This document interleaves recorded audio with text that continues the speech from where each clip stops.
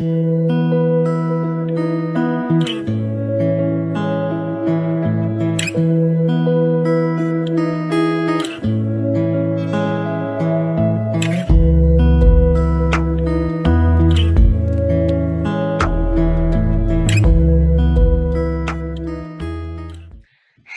Motivational Monday, everybody.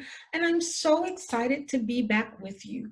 Today, we're talking about a very important subject that I'm sure that many have had a problem with, or maybe it's just me. We're talking about anger.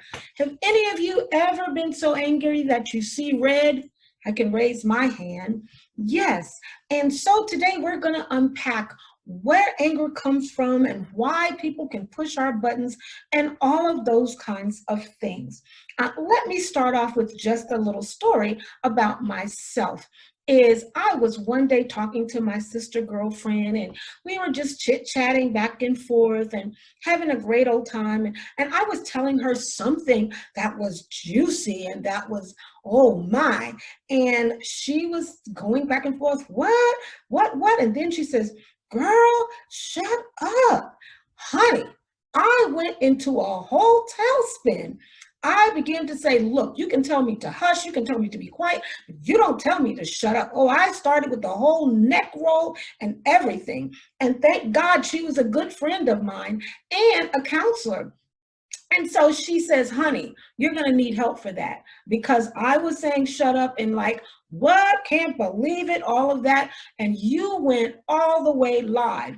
And what could I do? I had to agree with her. But what it made me do also is to go back and understand, why did that make me so angry?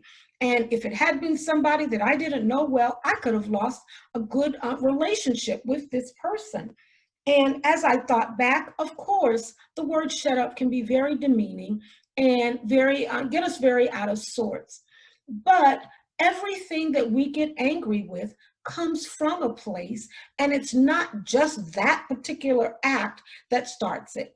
It started a long time ago. And so as I went back in my mind, I do remember as a kid, I was a talker. I know you can't believe that, right?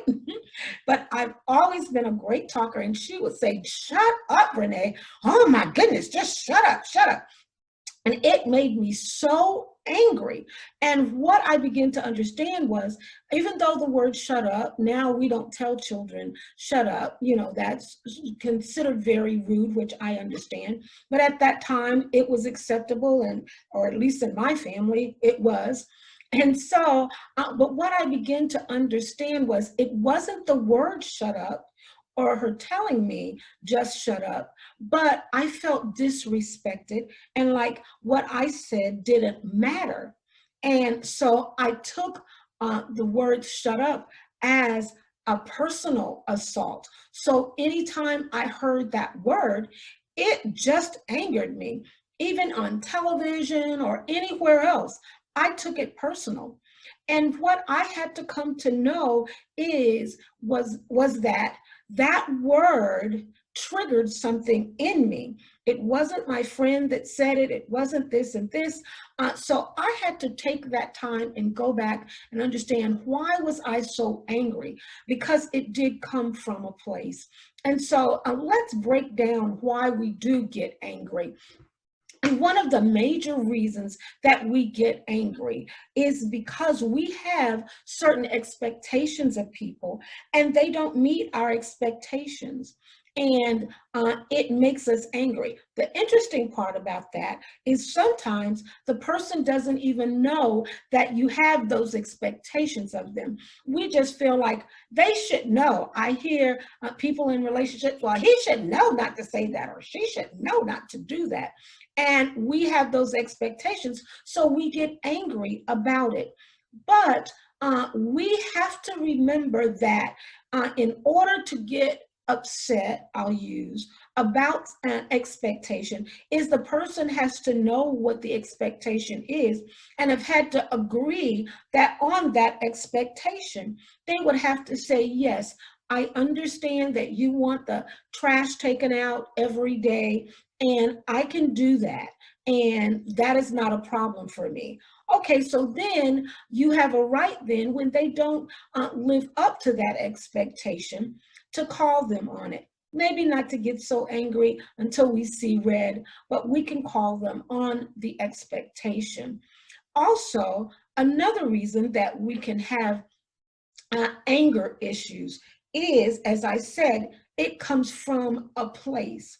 We have to go back and see, because where the anger started. If it started as a child, a lot of times it's because we felt like we didn't have control over a certain situation, that our mom married somebody that we didn't like, or we told her that we were bullied and nobody did anything about it, or whatever the case may be.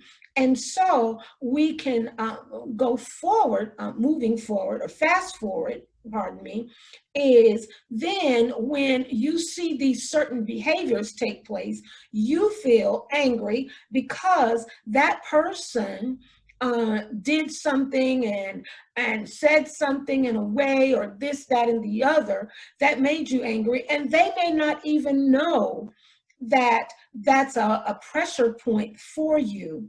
Is I know for me, if somebody tells me they're going to do something, then I expect for them to do it, unless they come back and say to me that I can't. But if they tell me that they're going to do it, then I have that expectation. And I realize that that came from a place, as I said, is lots of times, as parents can do, will do, they say, oh yes, next week on Wednesday, we're going to take you out to pizza. Next week, Wednesday, yes. Truth may be they had a car accident, something happened major, whatever the case may be, they had to work late, whatever the case may be. And they were not able to take me to pizza on that Wednesday. But for me as a child, I don't care that you had all of these other things going on. You didn't even remember that you promised that you were going to take me to pizza on Wednesday. So when people tell me something, then I'm not going to believe them, or I put my trust in them this time, and then I'm angry because they didn't do it and I had to remind them, and all of those things. So that anger a lot of times can come out of things that we were disappointed about before, or things that we had issue with. Then sometimes we get angry out of an expectation that could actually be unreasonable. I can use myself as an example again. Excuse me, and I may have mentioned this before, and if I did, just pardon me, but it's a good example. Is I like my dishes done a certain way in the dishwasher, okay? Don't know who else has that issue. But I like them stacked this way and this, that, and the other. And people come over and they have dinner, and they're just being kind, and they can say, oh, honey, we can help you clean up the kitchen. And I'm like, okay, good. And then whenever they stack the dishes wrong, I am seeing red. I am just like, no, that's not how you stack dishes. And oh my goodness, that's not how you put them in the dishwasher. And the person is looking at me like, yeah, pretty much you're crazy, you know? And so what ends up happening is I'm having an attitude because they're not willing to take all the dishes out and do them right. And they're saying, well, we ain't gonna help you do the dishes anymore, all of that. That was my issue. And so I should not even put it on another person, because in the long run of things, the earth is not going to stop moving, and life is not going to change as we know it because of how we put dishes in the dishwasher. And so I had to come to understand that, and not feel like they're just pushing my buttons and they're just not doing it right and doing it proper. No, that is my own issue. And so now I say, yes, you can help me clean up the kitchen. You can just stack all the dishes right there, and I can put them in the dishwasher.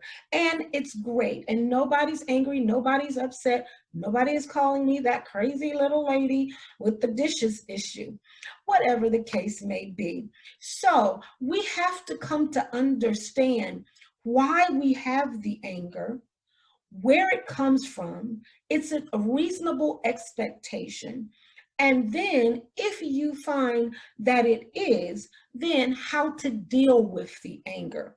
And one of the best ways to deal with anger is not when you're angry, because when you're angry, you will begin to say lots of different things that you don't mean. I have heard couples, they start out, I ask you to pick your socks up off of the floor, all the way to the next thing they're talking all about. I never how liked how your mom make cornbread, whatever the case may be. And then you don't talk about my mama, your mama wears mixed match socks, and it turns into a whole thing that it never had to be or should have been, because we allow then the anger to rule us. And so if you can remember, most 99% of our anger issues do not have to be dealt with right now. I say that everything is not a 911 situation where I have to respond right then and I have to say it then and this and this. Okay. And so what is a good thing is to step back from the situation, and assess it. Was that really a valid reason for me to get angry? Why was I angry with that? Was there something else, totally else, that was going on that I brought into this situation? And then how should I deal with it? And so it's very good if you write out, if you sort of journal, what made me angry? Where did this actually come from? Is this person intentional about putting whatever situation that caused the anger on me? And then how do I need to address it in a most proper and productive kind of way? And it's really good if you let the person know, I'm upset by this and I need time to think about it. Do you mind thinking about the situation as well? Maybe on next Tuesday we get together and we talk about it. That gives you time to think, and that gives me time to think. And by that next Tuesday or before, you may be like, that wasn't even valid. And I can go back and I just say, you know what? I was just having a bad day, or whatever the case may be. And I'm so sorry. Or yes, this is something that we need to talk about. But now I can talk about it in an appropriate way and actually get resolution from it. And so, if at all possible, lots of times people who have had anger issues, it is very hard to stop ourselves in the middle of the anger episode. It's like we're on 100 and we've got to get all the way to 199 before we can take a breath and be like, oh, okay, I can think now. But if at all possible, try and stop yourself somewhere in between. Practice that and say, okay, I need to step back from it, see if it's valid and what needs to be done about it. Some anger that you have, you can't resolve that way. You may realize that this is anger from way back when. So it's good if you have a sounding board for those kind of anger issues. What do I mean by a sounding board? Somebody who can be the sit-in or stand-in for the person that you need to deal with the anger.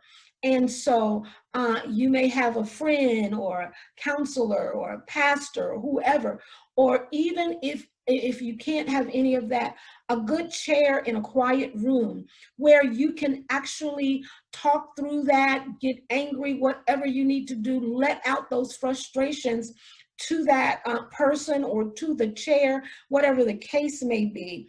And then they can give you proper feedback, or you may not need any feedback. You may just need cleansing from that situation.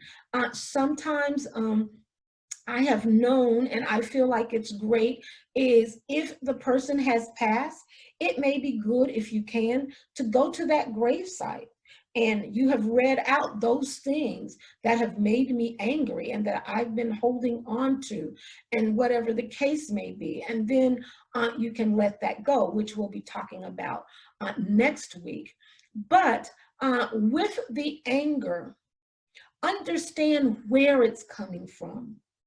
And I will not allow this anger to control me and to ruin my day. If I get to 200 and I can't stop myself, then what I will do is I will reset. I will go somewhere, get peace, get quiet, reset, ask forgiveness for whomever I need to. I'm sorry I cussed at you or fussed at you or whatever, but I will come back later and we can work through it and get it straight.